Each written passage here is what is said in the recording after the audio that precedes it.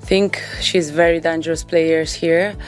And yeah, let's see how we are gonna prepare the match. I played already her in Dubai this year, and I think it's gonna be a tough one the next, because as I said, I think she can play really well here. Is that correct?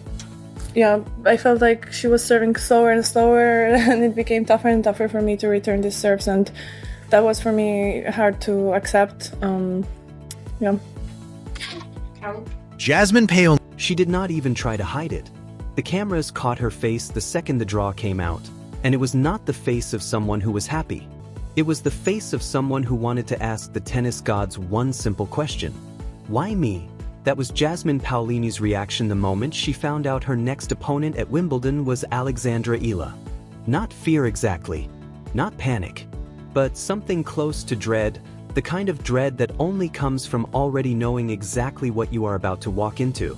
Because Paolini has been here before. She has felt this exact storm up close, and she did not survive it the first time.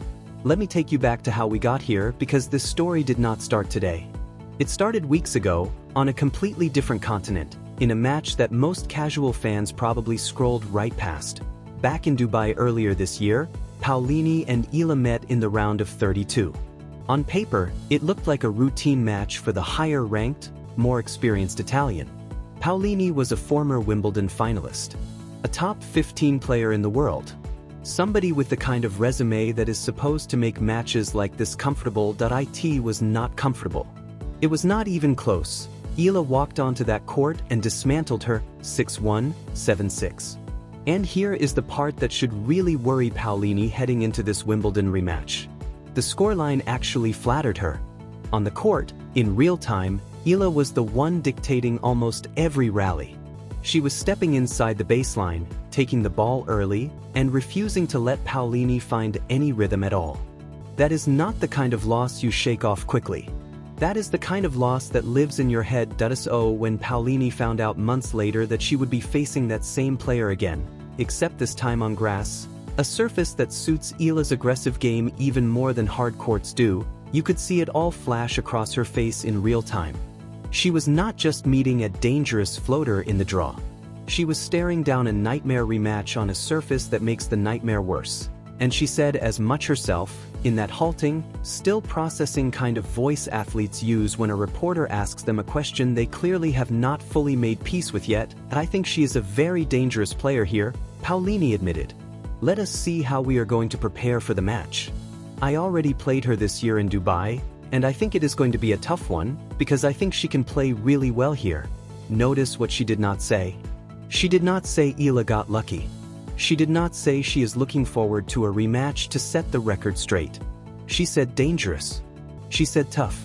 Those are not the words of somebody who believes she has the answers this time. Those are the words of somebody who is genuinely worried. Now let us talk about the other side of this story, because to really understand why Paolini reacted the way she did, you need to understand exactly what Alex Eala has been doing on a tennis court for the past several months. This is not a fluke run. This is not one lucky week. This is a 21-year-old who has been quietly building toward this moment all season long, and grass, of all surfaces, has turned out to be where she truly comes alive. It started back at the Birmingham Open, where Eala broke through and won the title outright. That was the first big signal to the tour that something had changed in her game. That she had found another gear specifically on faster surfaces, the kind of surfaces that reward aggression, early contact, and confidence. From Birmingham, she carried that momentum straight into the Berlin Open, and this is where things really started to get serious. She put together one of the most eye-catching runs of the entire grass court season. She beat Elena Rybakina, one of the most feared grass court players on the entire tour, someone whose serve and power game are custom-built for this surface. Then she turned around and beat Alina Svitolina, a former Wimbledon semi-finalist who knows more about grass court tennis than almost anyone left in the sport. And she did not stop there either. She also picked up a win over Donna Vekic in that same stretch, another player with real, proven pedigree on grass. Think about that for a second. 3 wins, back-to-back, against 3 different players who all have serious grass court credentials. That is not luck. That is a player who has figured something out about how to move and how to attack on this specific surface. Then came Bad Homburg, and this one captured attention even outside of the usual tennis crowd. Eala teamed up with Venus Williams for a doubles run together. A 7-time Grand Slam champion pairing up with a rising star who was clearly on the verge of something big. It felt like a passing of the torch moment, one generation of the sport reaching out and connecting with the next. And then, finally, Wimbledon arrived. The biggest stage in tennis. And this is where Alexandra Eala stopped being a promising storyline and became the single hottest name left in the entire women's draw. She opened her tournament with wins that showed real grit and composure under pressure. Along the way, she got a chance to avenge a tough loss from last year's Eastbourne final, closing the book on unfinished business from her own recent past. And then came the match that changed everything. The one that turned her from an interesting story into an inescapable one. She walked onto center court as the clear underdog. Across the net stood Iga Swiatek, a 6-time Grand Slam champion and the woman defending her Wimbledon crown from the year before. On paper, this was supposed to be a routine step for the defending champion. A dangerous floater to be managed and handled before moving on to the business end of the tournament. 2 hours and 15 minutes later, Eala walked off that court having produced the single biggest win of her entire career.